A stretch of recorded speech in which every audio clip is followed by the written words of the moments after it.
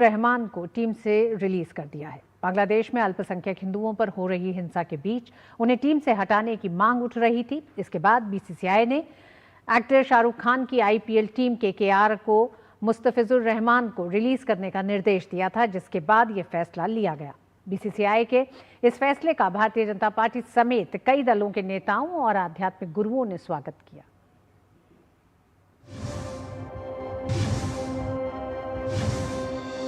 बांग्लादेश में हिंदुओं से जुड़ी हिंसक घटनाओं का असर अब क्रिकेट तक पहुंच गया है। बांग्लादेश में हाल में ही हिंदुओं की हत्या और अल्पसंख्यकों की सुरक्षा को लेकर भारत की चिंताओं के बाद बीसीसीआई पर बांग्लादेशी खिलाड़ी की भागीदारी को लेकर दबाव बढ़ गया था। धर्म गुरुओं और राजनेताओं ने आईपीएल 2026 में बांग्लादेश के मुस्तफिजुर रहमान को खरीदने के कारण कोलकाता नाइट राइडर्स की कड़ी आलोचना की है। केकेआर के सह मालिक शाहरुख खान भी आलोचना के घेरे में आ गए थे।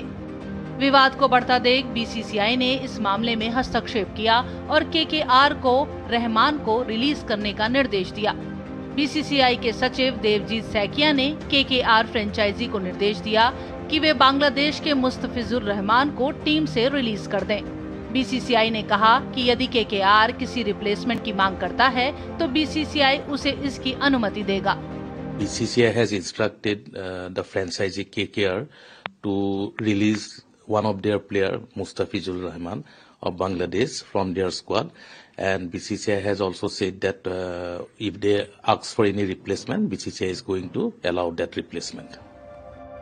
कोलकाता नाइट राइडर्स ने बीसीसीआई के निर्देश पर तुरंत एक्शन लेते हुए मुस्तफिजुर रहमान को रिलीज कर दिया है।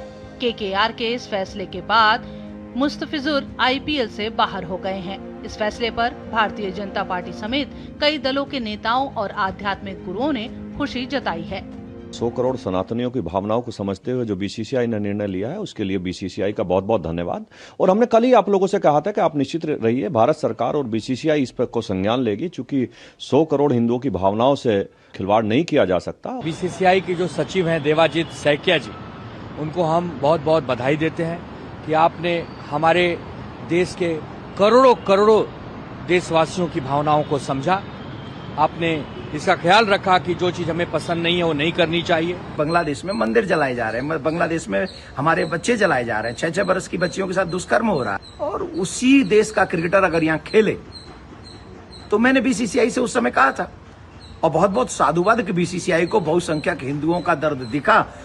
बांग्लादेश में जिस तरह से हिंदुओं को निशाना बनाया जा रहा है, इसे लेकर पूरे भारत में खासी नाराजगी है और इसने आईपीएल को भी अपने लपेटे में ले लिया है।